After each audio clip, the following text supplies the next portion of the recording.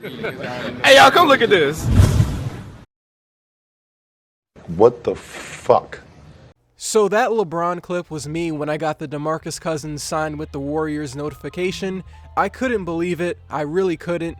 Now this video isn't a sky is falling, NBA is ruined type of video, so after you watch this whole thing and listen to my points, let me know which ones you disagree with, because I know there will be people that will disagree. Let's talk about how DeMarcus got to this point, and it's a lot of what you already know, but we gotta address it. DeMarcus Cousins is coming off an Achilles tear injury, arguably the worst injury an NBA player can have in their career. He probably will not be able to play starting level minutes for the first few months of the year. This injury significantly dropped his value as a player, and it is why not many teams were looking to throw the bag at him.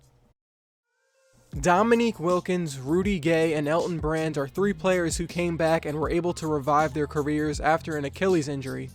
You're never the same player after. To give you an example, Brandon Jennings was looking like a starting level point guard in Detroit, then he injures his Achilles and he hasn't been the same player since.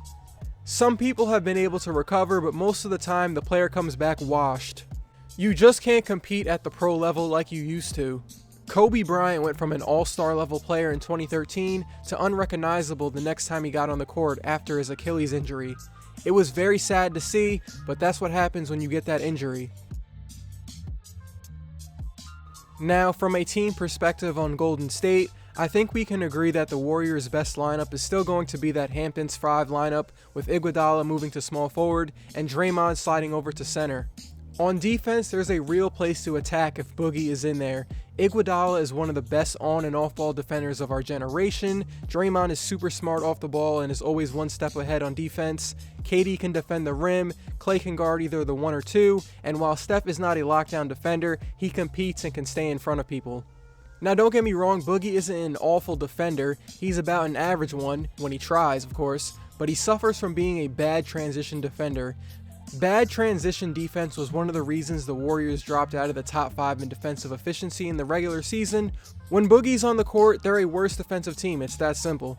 I'm looking at this Boogie signing in the lens of how this will affect them in a fast-paced series against the Lakers, the Rockets, and the New Pelicans.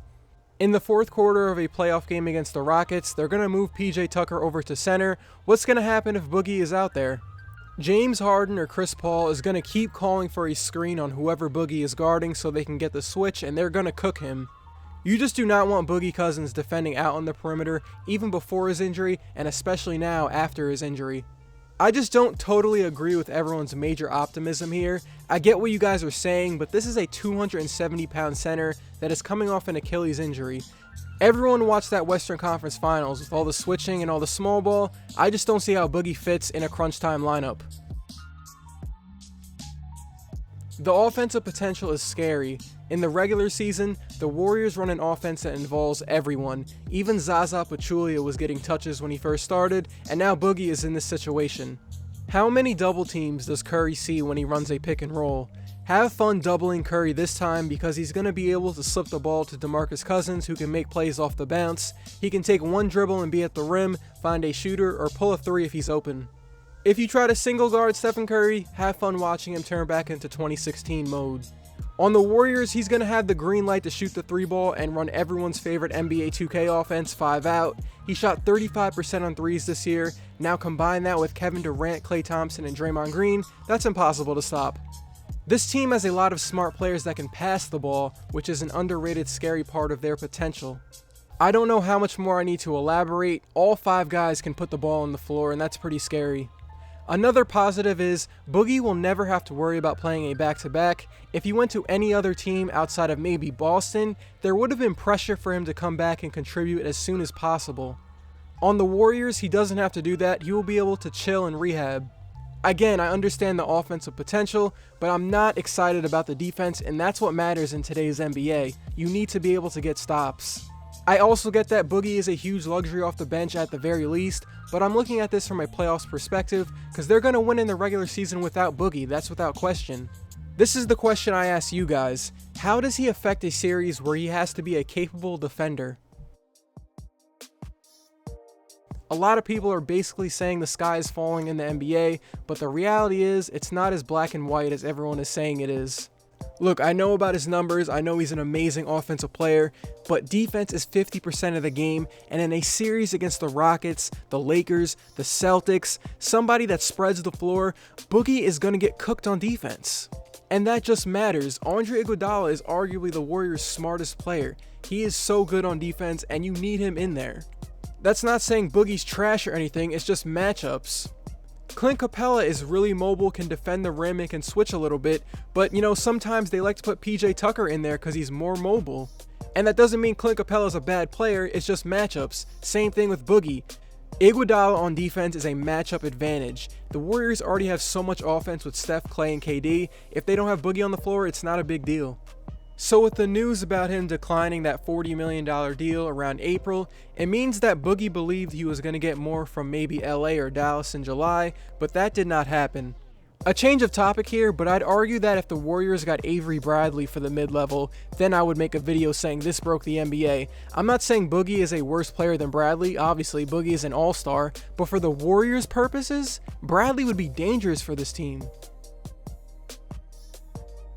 A lot of this optimism is people assuming that Boogie gets back to 80% of what he was, and if that does happen, that is frightening, but I'm just slightly lower on all of this than most people. The reality is that there is always only 4 to 5 teams who had a chance at winning the finals: the Warriors, the Rockets, the Lakers, the Celtics, and maybe the Sixers. Boogie going to Golden State didn't change that. The Warriors were the favorites anyway, it didn't ruin that much. Now let me reiterate again, this creates such a large margin of error for the Warriors. They can mess up, put Boogie in with the bench, and do really well. The thing I'm saying is, I think they're going to win the first 2 playoff rounds, pretty easily. Boogie didn't change that to me.